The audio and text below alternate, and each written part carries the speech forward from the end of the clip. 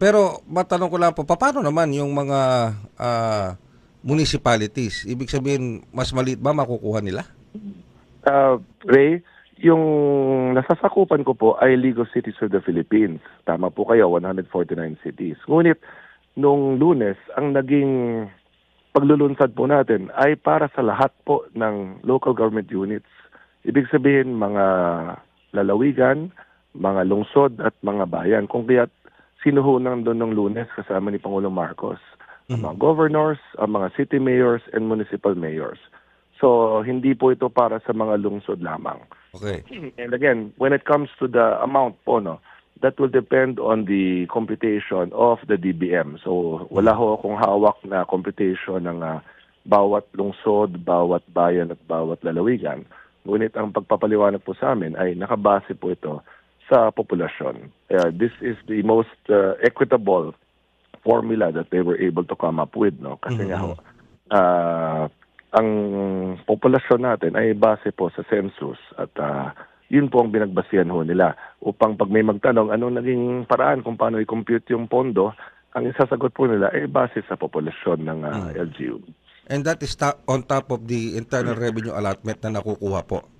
Yes, opo. Hiwalay pa ho yung IRA at hiwalay pa ho yung classroom construction. So, can you imagine that, no? Meron ng 57 billion from the local government support fund, meron 66 billion for classroom construction, at meron pang IRA na natatanggap ang mga LGUs.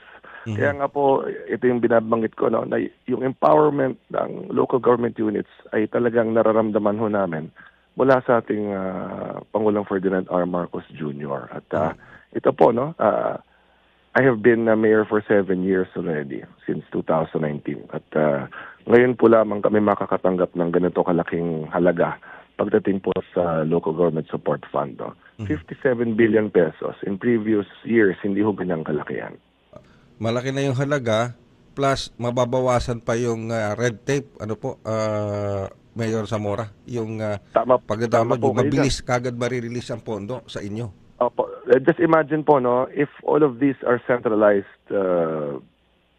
with one agency only, with one national department only, versus kami ho, mga LGUs, no, if you compute, no, a total of about 1,700 LGUs, more or less, no, all over the country. Halo-halo na ho yan.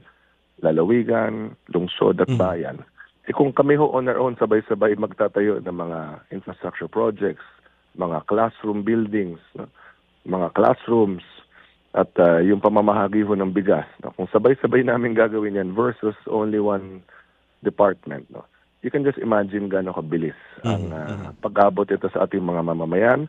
Direkta hong makikinabang ating mga Pilipino, kaming mga mayors, mga governors, kami naman po nakakaintindi anong mga pangangailangan ng aming mga lungsod, mga bayan at lalawigan.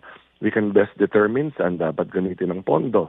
Sino sa aming populasyon ang mas mangangailangan ng bigas. No? Kami ho makakaintindi niyan sapagkat we are on the ground and we know our LGUs, we know our needs, our concerns. No? So, yan po, mahalaga ho yun talaga yan at malaking bagay sa totoo lang at excited ho kami kung nakita niyo kung gaano kasaya po ang araw na yon ng Lunes. No? Yes. Dahil hindi nga ho namin ito naranasan dati. Alright.